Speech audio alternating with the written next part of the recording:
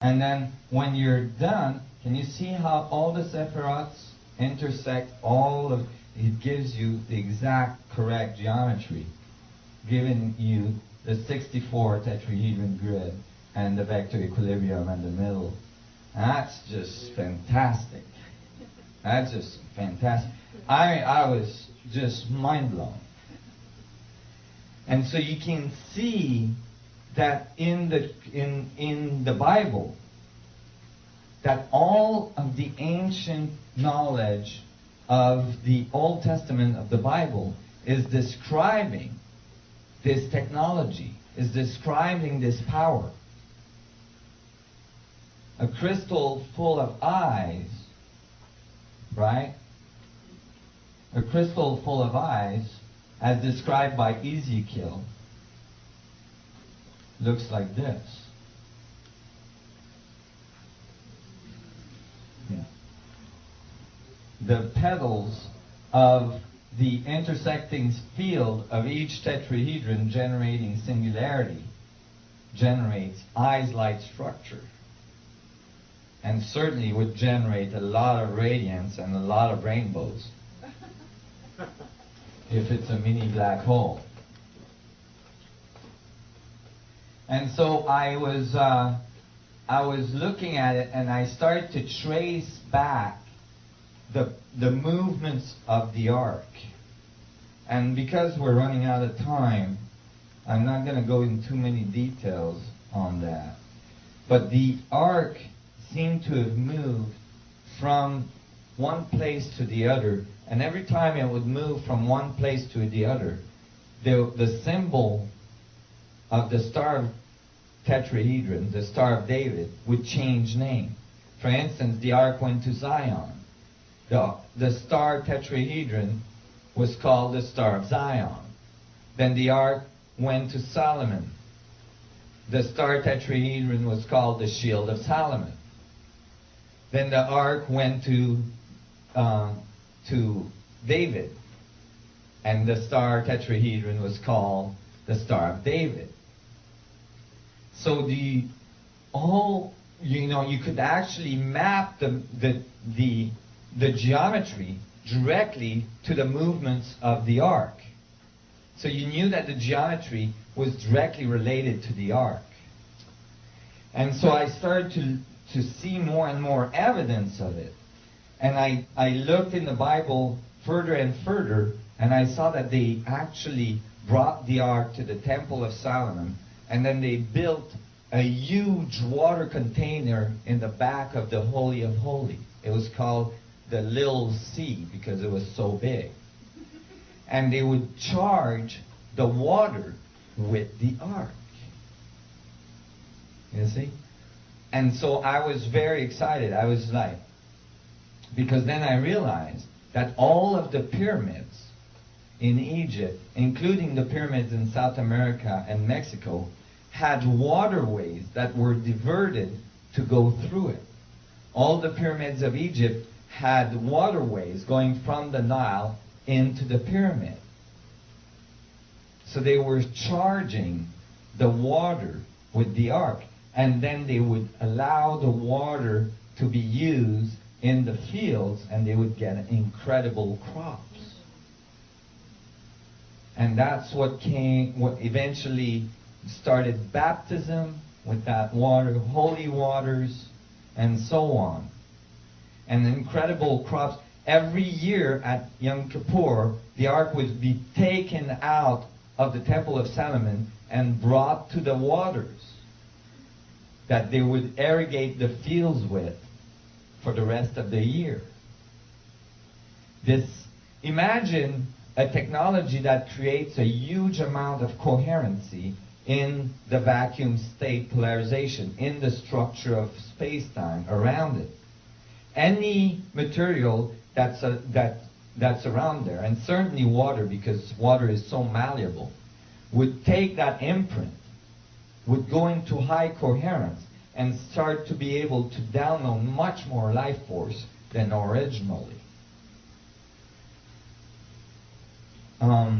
So I started to, I could see how this whole evolution. So I'm going to jump ahead. I'm going to give you... Do you guys all follow this? Yeah.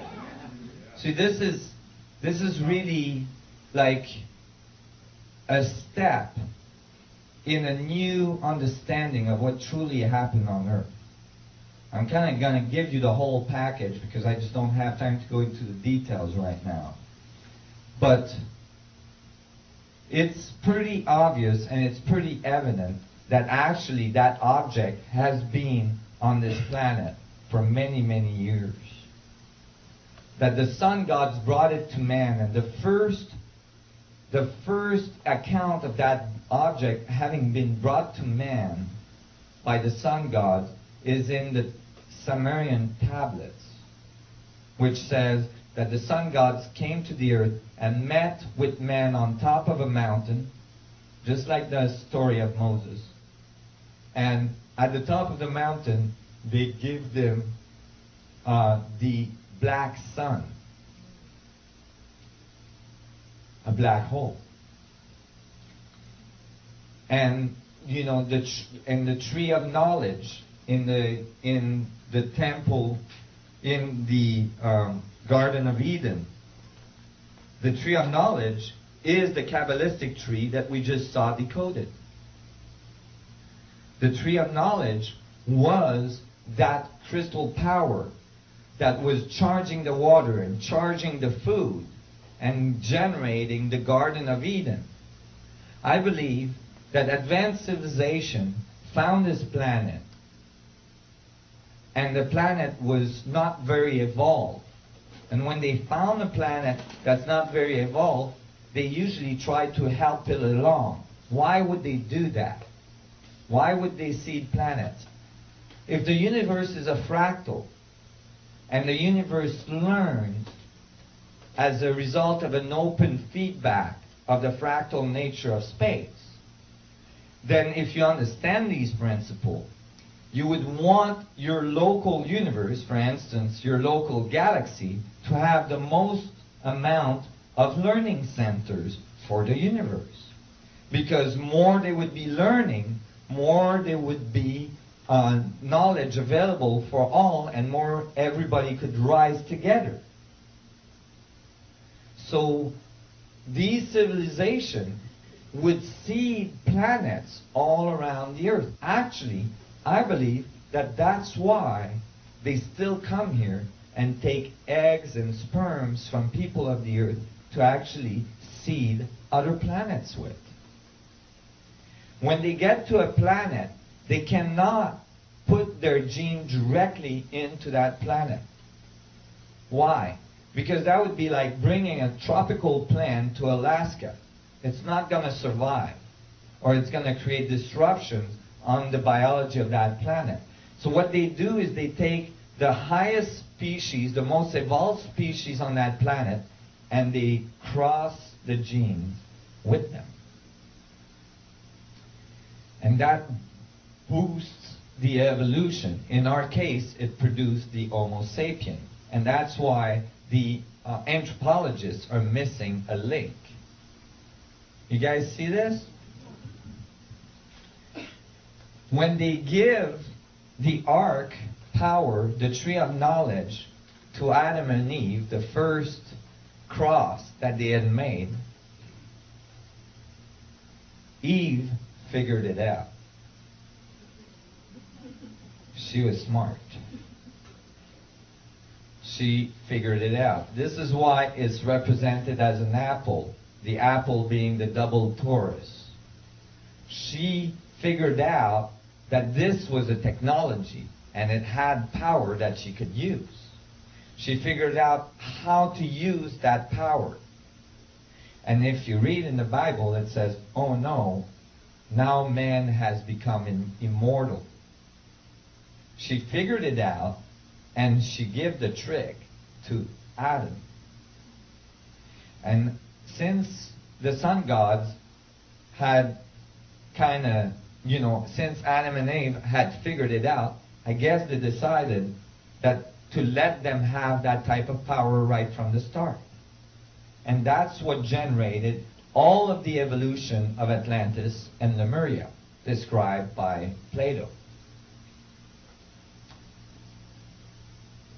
I know this is a lot to take in all at once, but I assure you, it's not coming out of the side of my mouth. It is coming out of a lot of research. Okay? The evolution of Atlantis and Lemuria was flawed from the beginning because these people never learned about destruction. They had so much power so fast in their evolution, it became eventually corrupted. And then, according to what I've researched, a natural event occurred. A huge meteorite